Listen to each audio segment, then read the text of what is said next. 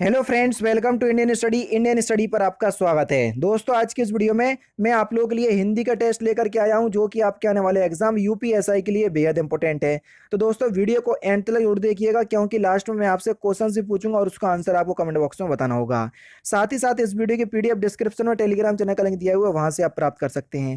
पहला क्वेश्चन से आपका कि अपकार का उपकार से वही संबंध है जो आह्वान का फिल इन द ब्लैंक से है। बेसिकली अपकार का ब्लूम शब्द उपकार है, आह्वान का ब्लूम शब्द क्या होगा सर? विसर्जन। तीसरा ऑप्शन करेक्ट। निर्वहन नहीं लगा देना, कई लोग दूसरा ऑप्शन सोच रहे होंगे। उत्सर्ग एक अनेकार्थी शब्द है, इसका संबंध किस शब्द से है, ये आपसे पूछा है। अब देखो, अनेकार्थी का मतलब है अर्थ उसके अलग अलग होते हैं। जैसे कनक माने सोना भी होता है, कनक माने धतूरा भी होता है, कनक माने अनाज भी होता है। इसी प्रकार उत्कर्ष का संबंध जो है, उत्सर्ग का संबंध दान से होगा। चौथा ऑप्शन करेक्ट। कौन सी सकर्मक क्रिया नहीं है? अब देखो, सकर्मक और अकर्मक की सबसे अच्छी पहचान है ऐसी क्रियाएं जिनको पूरा करने के लिए भारी साधन की आवश्यकता होती है, सकर्मक क्रिया। और जिनको भारी साधन की आवश्यकता नहीं होती है पूरा करने के लिए, उनमें अकर्मक क्रिया होती है। जैसे यहाँ पर देखो, किसान हल से खेत जोत रहा है। अब देखो, खेत को जोतने के लिए हल की आवश्यकता है, इसलिए ये सकर्मक क्रिया का उदाहरण है। यहाँ पर देखो, मोहन बाजार से फल खरीद रहा है, फल जो है वो भारी साधन है, इसलिए सकर्मक क्रिया है। छात्र पुस्तकालय में पढ़ रहे हैं, पुस्तकालय यानी कि लाइब्रेरी, और लाइब्रेरी में पुस्तक पढ़ने के लिए पुस्तक की आवश्यकता होती है, सकर्मक क्रिया। मजदूर पेड़ के नीचे बैठा है, यहाँ पर कहीं भी और बहुत देर से बैठा है, भारी साधन की आवश्यकता नहीं है। तो जहां पर भी भारी साधन की आवश्यकता नहीं होती है, वहां अकर्मक क्रिया होती है, ना कि सकर्मक, इसलिए पहला ऑप्शन करेक्ट। प्राकंपित ध्वनि कौन सी है? देखो, प्राकंपित को हम लुंठित व्यंजन भी कहते हैं। ये प्रत्यय के आधार पर व्यंजनों के प्रकार होते हैं, जैसे द्विगुण व्यंजन, लुंठित व्यंजन, वस्त व्यंजन। अगर आपने नहीं पढ़ी वर्णमाला तो आओगे तो समझ में आएगा। तो रा, रा जो है वो एक क्या है सर? रा जो है वो एक प्राकंपित ध्वनि है। दूसरा ऑप्शन करेक्ट। दोहा के असंगत चरणों में कितनी मात्राएं होती हैं, जल्दी बताओ। देखो, असंगत का मतलब होता है पहले और तीसरे चरण में, ठीक है। आप सभी लोग जानते हैं दोहे के पहले और तीसरे चरण में 13-13 और दूसरे और चौथे चरण में 11-11 मात्राएं होती हैं। तो असंगत चरण की बात करिए, इसलिए दूसरा ऑप्शन करेक्ट होगा। उच्चारण की दृष्टि से बा कौन सा स्थान है? बा का उच्चारण कहाँ से होता है? अब देखो, ये बा जो है ये अंतः व्यंजन वाला बा है, पा वर्ग वाला बा नहीं समझना, वो बा बकरी वाला होता है, ये बा बगले वाला है। तो बताओ भैया, उच्चारण की दृष्टि से बा का उच्चारण स्थान, तो सही आंसर आपका क्या हो जाएगा सर? दंतोष्ठ। चौथा option correct. Next question start करने से पहले मैं आपको, दोस्तों, अगर आप यूपी टेट की तैयारी कर रहे हैं और चाहते हैं कि यूपी टेट के एग्जाम में 130 प्लस नंबर आए, तो आप लोगों को यह बुक परचेस करना पड़ेगी, क्योंकि चक्षु पब्लिकेशन आप लोगों के लिए ये बेस्ट बुक लेकर के आया है। इस बुक को बिल्कुल यूपी टेट का जो सिलेबस है उसी के अनुसार तैयार किया गया है। 3000 से ज्यादा आपको क्वेश्चंस देखने को मिल जाएंगे। यूपी टेट का जो पाठ्यक्रम है, जो सिलेबस है, उसी के अनुसार इस बुक को तैयार किया गया है। और 2 सॉल्व पेपर हैं लास्ट ईयर के, जिससे आपको ये आइडिया मिल जाएगा कि इस बुक में जो मटेरियल है वो आपके लिए यूजफुल है कि नहीं। क्योंकि इस बुक को बिल्कुल हूबहू उसी तरीके से तैयार किया गया है जैसा कि आपके एग्जाम यूपी टेट में पूछा जाता है। तो ये यूपी टेट एग्जाम के लिए बेस्ट बुक है। पूरे मार्केट में इससे अच्छी आपको बुक देखने को नहीं मिलेंगे, ये मेरा आपसे वादा है, ठीक है। और सबसे अच्छी बात क्या है, देख लीजिए दोस्तों, जो आपका यूपी टेट का सिलेबस है, जिसमें बाल विकास, शिक्षण विधियां, उसके बाद हिंदी, इंग्लिश, फिर उसके बाद आपका जो भी जीके है, सारा कुछ जो है या गणित है, यहां पर आपको बता दिया गया है। बिल्कुल पूरा विषय सूची में बता दिया गया है, फिर इसी के अनुसार आपको पूरा बुक जो है वो तैयार की गई है, ठीक है। और एक चीज मैं आपको और बता दूं, यूपी टेट की तैयारी करने के बाद, इस बुक के बाद आपको अगर प्रैक्टिस भी करना है, तो चक्षु पब्लिकेशन की प्रैक्टिस सेशन वाली बुक भी आती है, जिसमें 15 प्रैक्टिस सेट है और 5 प्रीवियस ईयर के सॉल्व पेपर भी हैं। तो यहां से आपकी तैयारी जो है वो और बेहतर हो सकेगी, समझ रहे। स्टडी गाइड बुक से आप लोगों की तैयारी होगी यूपी टेट की, जो कि यूपी टेट के लिए बेस्ट बुक है। और यूपी टेट, अगर यूपी टेट एग्जाम की अगर आप प्रैक्टिस करना चाहते हैं, तो ये प्रैक्टिस बुक भी आती है, तो यहां से भी आप, इससे आप प्रैक्टिस कर सकते हैं। दोनों ही बुक के लिंक आपको डिस्क्रिप्शन में मिल जाएंगे, या आप ऑफलाइन मार्केट जो है वो परचेस कर सकते हैं, या तो ऑनलाइन परचेस कर लीजिए, जो कि डिस्क्रिप्शन में लिंक दिया हुआ है, या इनकी खुद ऑफिशियल वेबसाइट है, वहां सर पे जाकर भी परचेस कर सकते हैं, या ऑफलाइन मार्केट से भी जाकर के परचेस कर सकते हैं। डिस्क्रिप्शन में आपको लिंक मिल जाएंगे, ठीक है। नेक्स्ट क्वेश्चन, हाथी का पर्यायवाची शब्द कौन सा नहीं है, जल्दी बताओ कौन सा शब्द हाथी का पर्यायवाची शब्द नहीं है। तो सही आंसर हो जाएगा आपका पुंडरीक। पुंडरीक शब्द जो है ये हाथी का पर्यायवाची नहीं है, ये किसका है, कमल का पर्यायवाची शब्द है। गवैया शब्द में कौन सा प्रत्यय है, प्रत्यय किसी भी शब्द के पीछे लगाए जाते हैं। देखो बेसिकली देखा जाए तो गवैया शब्द में आपका बया प्रत्यय है, और बया प्रत्यय जो है ये यहाँ प्रत्यय से निकलेगा, किससे, यहाँ प्रत्यय से। तो दूसरा ऑप्शन करेक्ट, बढ़िया क्वेश्चन था। सुंदरी छंद में कितने वर्ण होते हैं, देखो सुंदरी छंद जो है ये एक सवैया छंद का प्रकार है। सवैया छंद जो है वो कई प्रकार से होते हैं, क्योंकि 22 से लेकर 26 तक जिस छंद में वर्ण होते हैं उसमें सवैया छंद होते हैं। मदरा सवैया, छबित सवैया, सुंदरी सकैया, सुंदरी सवैया, तो कई सवैया होते हैं। तो यहाँ पर 25 वर्ण होते हैं सुंदरी सवैया में, ठीक है, पहला ऑप्शन करेक्ट। नेक्स्ट क्वेश्चन से आपका कि ओझरी की जोरी कांधे आनंद की सेली बांधे, मुंड को कमंडल खपर कियो कोरी के, इसमें कौन सा रस है। तो यहाँ पर आपका बीभत्स रस है, पहला ऑप्शन करेक्ट।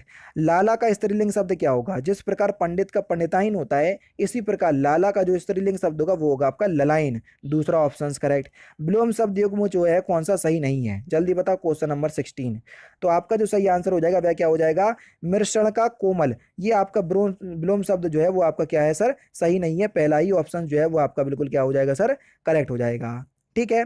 नेक्स्ट क्वेश्चन से आपका, ये एक दूसरे के समानार्थी शब्द हैं, यानी कि मृषण और कोमल एक दूसरे के समानार्थी हैं। मृषण का विलोम शब्द देखेंगे तो कठोर होगा, ठीक है। निम्नलिखित में से ने युक्त शुद्ध वाक्य बताइए, जल्दी बताइए। मैंने चाय खुद बनाई है, मैंने चाय बनाया था, गलत है। मैंने चाय बनाई है या मैंने चाय बनाया है, तो ये भी गलत है। एक और सी में आप देख लो कौन सा सही है। देखो मैंने चाय खुद बनाई है या मैंने चाय बनाई है, तो तीसरा ऑप्शन करेक्ट होगा। नेक्स्ट क्वेश्चन, लघुर्मी में कौन सी संधि है, जल्दी बताओ। लघुर्मी में आपको संधि बताना है कि लघुर्मी में कौन सी संधि है। तो देखो अगर हम लघुर्मी का संधि विकसित करेंगे तो लघु प्लस उर्मी और छोटे ऊ और बड़े ऊ दोनों को मिला के बड़ा ऊ बनेगा। बड़े ऊ की मात्रा दीर्घ संधि में आती है और दीर्घ संधि वाला जो नियम है वो स्वर संधि में आएगा, तीसरा ऑप्शन करेक्ट। परमार्थ में कौन सी संधि है, जल्दी बताओ, क्वेश्चन नंबर 20 के परमार्थ में कौन सी संधि है, इंपॉर्टेंट क्वेश्चंस।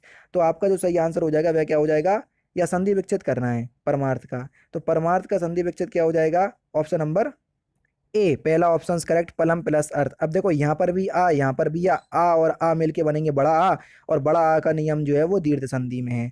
जो पढ़ा ना जा सके वाक्यांशों के लिए एक शब्द क्या होगा, तो उसको बोलेंगे हम आपठनीय, दूसरा ऑप्शन करेक्ट। निम्नलिखित में से अपूर्ण भूतकाल को पहचानिए, कौन सा वाक्य अपूर्ण भूतकाल का है। तो सही आंसर हो जाएगा रामू खाना खा रहा था, ये अपूर्ण भूतकाल का काल है, पहला ही ऑप्शन बिल्कुल करेक्ट है।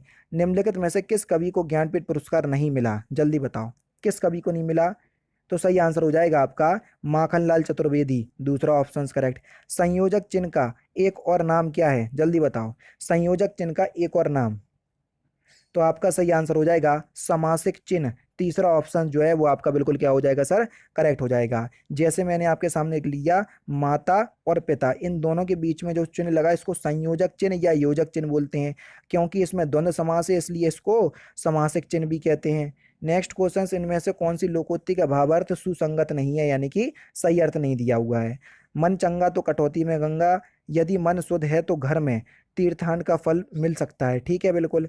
उसके बाद आबेल मुझे मार, यानी कि जानबूझकर विपत्ति में पड़ना, ये भी ठीक है। काला अक्षर भैंस बराबर, यानी कि बिल्कुल अनपढ़, ये भी बिल्कुल ठीक है। आंख के अंधे नाम के नयन सुख, दृष्टिबाधित को अपना नाम नहीं भैया, ये आपका जो है वो गलत है, चौथा ऑप्शन करेक्ट हो जाएगा, क्योंकि आंख के अंधे नाम के नयन सुख इसका जो अर्थ होगा कि गुणों के विपरीत अपना काम करना, ठीक है। निम्नलिखित में से दिए गए विकल्पों में से सभी शब्द जो है वो तत्सम है, कौन से विकल्प में ऐसा है, जल्दी बताओ। तो संकट, सटक और सहज, ये सभी शब्द जो है वो तत्सम शब्द हैं। कर्म कारक आपको बताना है, जल्दी बताओ। तो सही आंसर हो जाएगा लड़का पत्थर फेंकता है। अब आप बोलोगे सर कर्ता कर्म कारक का जो विभक्ति चिन्ह होता है वो क्या होता है, ने, तो ने तो यहाँ पर दिखा ही नहीं है, तो उसका विभक्ति चिन्ह 0 पे होता है जब कर्म की प्रधानता हो। पत्थर जो है वो कर्म है, इसलिए लड़का पत्थर फेंकता है, दूसरा ऑप्शन करेक्ट। देसा शब्द कौन सा नहीं है, जल्दी बताओ। तो सही आंसर हो जाएगा हड्डी, हड्डी शब्द जो है ये देशज शब्द नहीं है, दूसरा ऑप्शन यहाँ पर आपका बिल्कुल करेक्ट हो जाएगा, ये एक तद्भव शब्द है। निम्नलिखित में से कौन सा शब्द युग्म जो है वो सही है, जल्दी बताओ।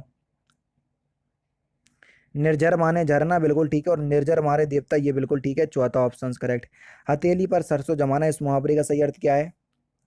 तो सही आंसर हो जाएगा असंभव काम कर दिखाना, दूसरा ऑप्शन करेक्ट। इनमें संयुक्त वाक्य बताना है, संयुक्त वाक्य पर, अतः, और, ठीक है, अथवा, एवं, लेकिन, किंतु, परंतु इन सभी से जुड़े होते हैं, देख लो कौन सा संयुक्त वाक्य है। दूसरा ऑप्शन देखो, अतः से जुड़ा, दूसरा ऑप्शन करेक्ट।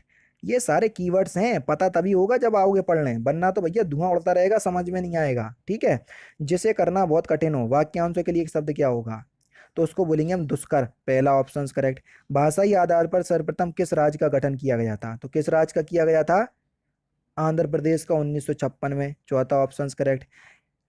किस वाक्य में क्रिया की इच्छार्थ विरक्ति का प्रयोग हुआ है, जल्दी बताओ, जिसमें इच्छावाचक क्रिया दी हुई है, बेसिकली ये पूछा है। तो ईश्वर सबका कल्याण करे, तीसरा ऑप्शन करेक्ट। इनमें सर्वनाम में बनी संख्या, सर्वनाम से बनी भाववाचक संज्ञा कौन सी है,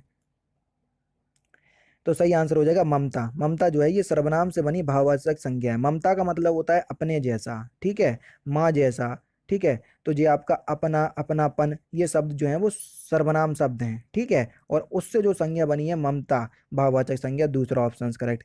दुबला में दू क्या है, तो आप सभी लोग जानते हैं जो किसी भी शब्द के आगे लगाए जाते हैं उनको उपसर्ग बोलते हैं, तो दू जो है वो एक उपसर्ग है, दूसरा ऑप्शन करेक्ट। पूर्वकालिक क्रिया, पूर्वकालिक क्रिया की पहचान है कि इसमें कर और कर के शब्द एंड में जरूर जुड़ा होता है। अब देख लो किसमें कर और कर के शब्द जुड़ा, निशीत पानी पी कर जुड़ा कर, बस पूर्वकालिक क्रिया। पता होना चाहिए, वरना तो ये धुआं ही उड़ेगा आपके सामने से, वरना कुछ समझ में नहीं आने। पशु का जीवन सहज प्रवृत्ति से फिल इन द ब्लैंक्स होता है, जल्दी बताओ। पशु का जीवन सहज प्रवृत्ति से परिचालित होता है, तीसरा ऑप्शन करेक्ट। शुद्ध वर्तनी आपको बताना है, 39। प्रतिदर्श, प्रतिदर्श जो है वो एक शुद्ध वर्तनी है। अज्ञेय की किस कृति पर उनको ज्ञानपीठ पुरस्कार मिला, तो इस क्वेश्चन का आंसर आप मुझे कमेंट बॉक्स में बताएंगे। तो दोस्तों ये थे आपके 40 हिंदी के इंपॉर्टेंट क्वेश्चंस जो कि मैंने आज की वीडियो में आपको कंप्लीट करवा दी है। वीडियो अगर आपको अच्छी लगी हो तो प्लीज़ दोस्तों वीडियो को लाइक और शेयर जरूर कर दीजिएगा।